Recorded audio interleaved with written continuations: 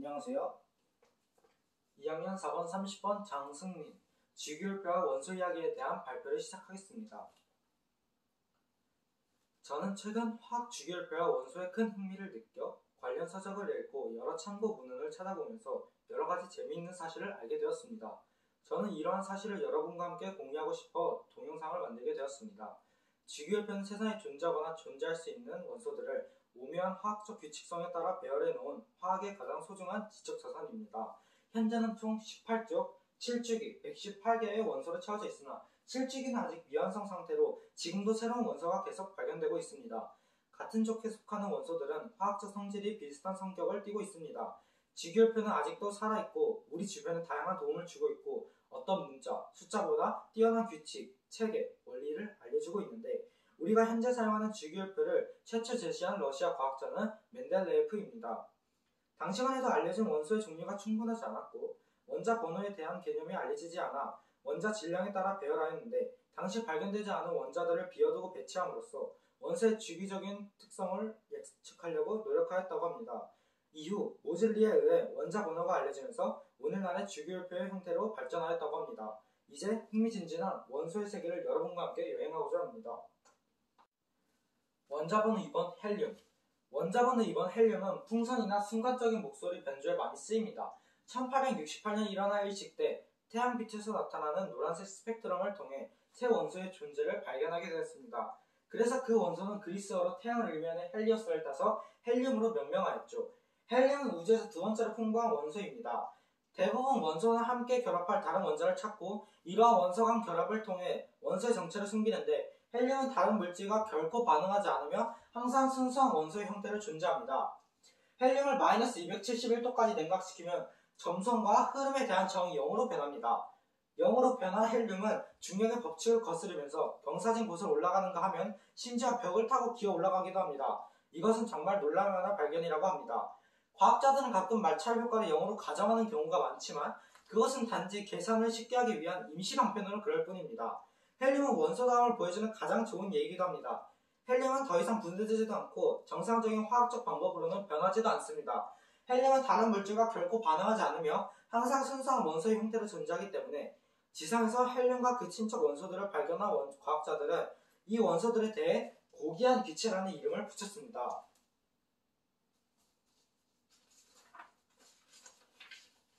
원자번호 35번 브로민. 지금부터 말씀드릴 원소는 전쟁 무기에 사용된 원소들입니다.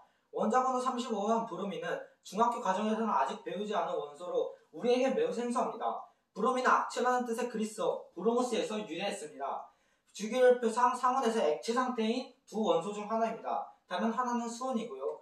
브롬은 초기에 비밀리에 개발된 화학무기의 주 원료로 세포에 포함된 탄소 같은 약산 원소를 공격해 전자를 빼앗아 오려는 성질을 가지고 있습니다. 브로민은 특히 눈과 코를 고통스럽게 자극하는데 1910년 무렵에 군사화학자들은 브로민을 기반으로 한 체류가스를 개발했습니다. 이 체류가스는 타는 듯한 물질을 또 쏟게 하면서 성인을 무력화시킬 만한 위력을 가졌다고 합니다. 체류가스는 1912년 파리의 은행 강도를 잡는 데 큰 역할을 했다고 합니다. 제1차 세계대전 때 프랑스군은 진격해 있는 독일군을 향해 브롬 폭탄을 쏘부었지만 세게 부는 바람에 의해 독가스는 흩어지게 되고 즉각적인 효과는 없었다고 합니다. 얼마 지나지 않아 독일은 좀 더 강한 독가스 개발을 하기 시작하였고 다음에 설명드릴 염소가 그 역할을 하게 됩니다.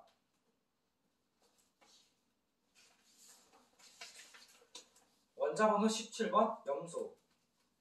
원자번호 17번 염소는 기체가 옅은 녹색을 띠는 성질에 기반하여 옅은 녹색을 의미하는 고대 그리스어로부터 명명하였다고 합니다. 전쟁에 사용된 브롬계통 가스가 계속 실패하자 화학자 프라츠 하버는 염소가스로 대체하여 화학무기를 개발하였습니다. 염소는 지구율표에서 브로민 바로 위에 있고 사람이 숨을 통해 들이마시면 브로민보다 훨씬 큰 고통을 겪는다고 합니다. 염소는 전자 하나를 더 빼앗아오기 위해 다른 원소를 공격하는 성향도 훨씬 강하고 염소 원자는 브로민보다 작기 때문에 우리 몸의 세포를 훨씬 효과적으로 공격할 수 있다고 합니다. 염소가스 공격을 받은 사람은 폐 액체가 차 익사하게 된다고 합니다. 브로민 가스가 점막을 공격하는 보병 부대라면 염소가스는 우리 몸의 방어벽을 허물고 폐와 그 밖의 기관을 손상시키는 전차부대 정도라고 합니다.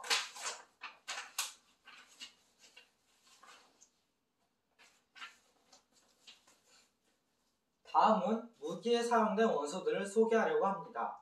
몰리브덴은 그리스어로 납을 뜻하는 몰리브도스에서 유래하였습니다. 우리나라에서는 액체 납을 뜻하는 수염이라고 부르기도 하였습니다. 제1차 세계대전 때 독일 군부는 화학전에 자원을 투자하는 동시에 주기율표의 다른 원소들도 이용하려고 하였습니다. 그 결과 원자번호 42번 몰리브덴과 원자번호 74번 텅스텐이라는 두 가지 금속으로 만든 무기를 적에게 퍼부었는데 그것은 염소가스와 브로미가스 공격보다 훨씬 더 효과적이었다고 합니다. 전쟁 동안 독가스 다음으로 연합국을 공포에 떨게 한 독일 무기는 몰리브덴강 대포였는데 이 대포는 기존 장거리 대포가 열에 구부러지는 몇 가지 단점을 보완하기 위해 강철을 강화하는 원소 몰리브덴을 첨가하여 개발하였습니다. 스웨덴어로 무거운 돌, 돌, 스텐이라는 뜻으로 우리나라에서도 이 뜻의 한자어인 중석이라고 불렸습니다. 텅스텐의 또 다른 이름은 독일어 볼프람, 월프램이 있는데 원소 기호 W는 이 W에서 나온 것입니다. 볼프람, WOLFLAM의 울프, 그러니까 늑대란 뜻은 전쟁에서 텅스텐이 맡게 될 어두운 역할을 정확히 예고했죠. 나치 독일은 기계를 만들거나 장갑을 관통하는 미사일을 만드는 데 텅스텐을 사용했는데 텅스텐은 가장 단단한 금속 중 하나로 강철에 첨가하면 아주 강한 드릴이나 톱을 만들 수 있습니다. 게다가 탄두에 텅스텐을 씌운 소형 미사일은 전차를 파괴할 수도 있습니다. 가스 공격의 경우에는 염소의 민첩성이 뛰어나 효율을 발휘했지만 금속의 경우에는 텅스텐의 고형성과 단단함이 강점으로 작용했다고 합니다. 원자번호 13번 알루미늄. 원자번호 13번 알루미늄은 한때 금보다 비싼 금속 원소였습니다. 알루미늄은 라틴어인 알룸에서 유래하였고 산소와 기수 다음으로 지구상에 가장 많은 원소입니다. 주기율표의 원소로 단기간에 가장 많은 돈을 번 사람은 미국 화학자 찰스 홀인데 그는 알루미늄으로 많은 돈을 벌였습니다. 19세기 초반 백반에서 추출한 알루미늄은 광택을 보고 1온스에 수백 달러의 값이 나가는 귀금속으로 분류했습니다. 알루미늄은 지각에서 가장 풍부한 금속이며 무게로 따질 때 8%를 차지해 금보다 수억 배나 더 풍부하나 순수한 알루미늄 광의 형태로 산출되지 않기 때문에 추출하는 데 많은 노력이 필요했죠. 알루미늄은 항상 다른 원소와 결합한 상태로 산출되는데 대개 산소와 결합을 합니다. 프랑스인은 한때 대관신용 보석류 곁에 알루미늄 막대를 전시했고 나폴레옹 3세는 특별한 손님에게만 알루미늄 나이프와 포크를 내놓았다고 합니다. 덜 중요한 손님에게는 금으로 된 나이프와 포크를 내놓았고요.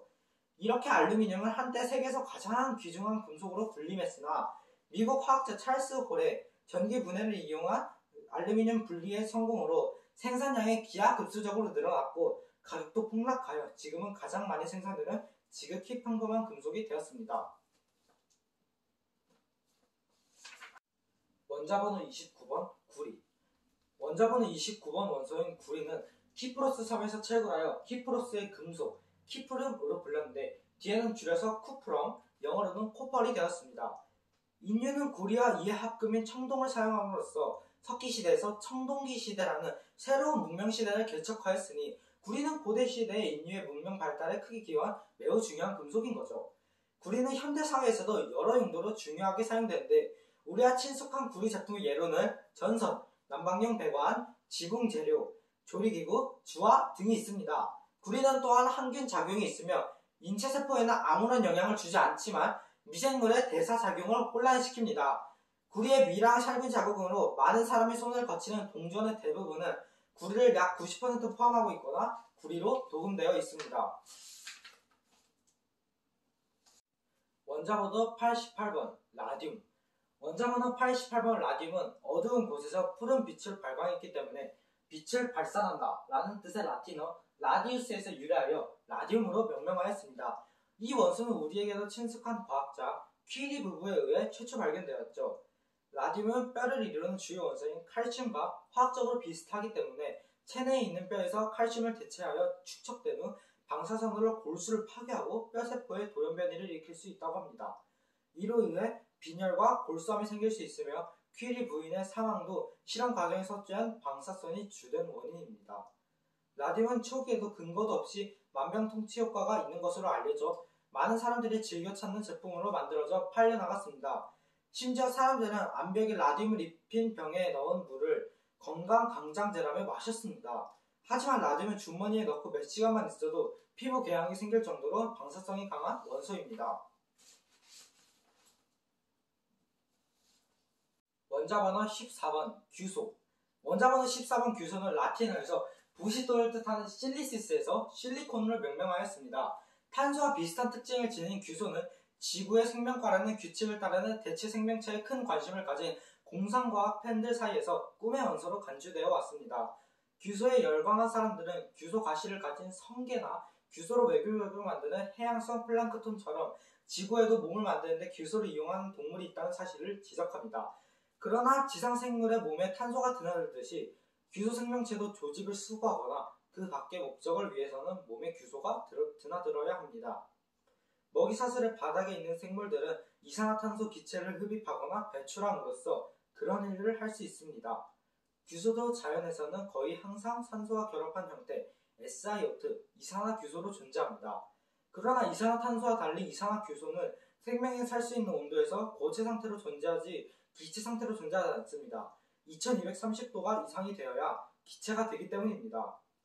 쇠포흡이라는 차원에서 보면 고체 물질은 호흡해봐야 아무 도움이 되지 않고 고체 물질은 서로 엉켜붙기 쉽고 잘 흘러다니지 않으므로 개개세포에 도달하기 힘들기 때문입니다.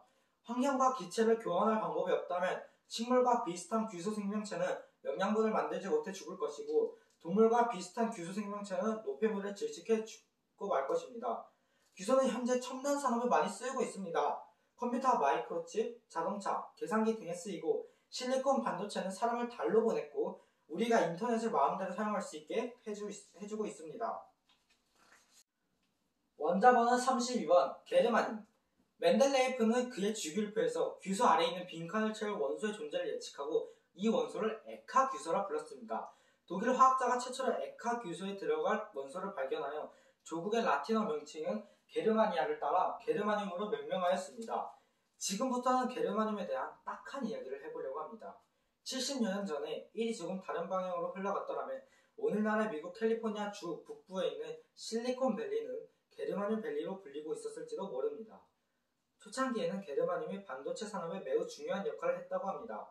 그러나 게르마늄에는 몇몇 단점이 있어 공학자들은 대체 원소로 실리콘에 대한 연구도 꾸준히 진행하였다고 합니다.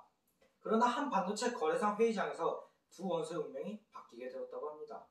공학자 바넘은 게르마늄 트랜지스터를 사용한 전축을 외부 스피커에 연결한 뒤에 전축의 내부 장비를 끊는 기름 속에 담갔습니다. 예상했던 대로 전축은 죽고 말았습니다. 바넘은 내부 장비를 끄집어낸 뒤에 게르마늄 트랜지스터를 자신이 가져온 실리콘 트랜지스터로 교체했습니다. 그리고 그것을 다시 끊는 기름 속에 담갔는데 음악은 아무 이상 없이 잘 흘러나왔습니다. 이 순간 반도체 산업에서 게르마늄 시대는 종말을 보였습니다. 초기 반도체 산업에서 게르마늄이 힘든 일을 다 한 뒤에 실리콘이 모든 일에 대한 공로를 차지했고 게르마늄은 주기율표에서 눈에 띄지 않는 구석자리로 돌아가야 했습니다.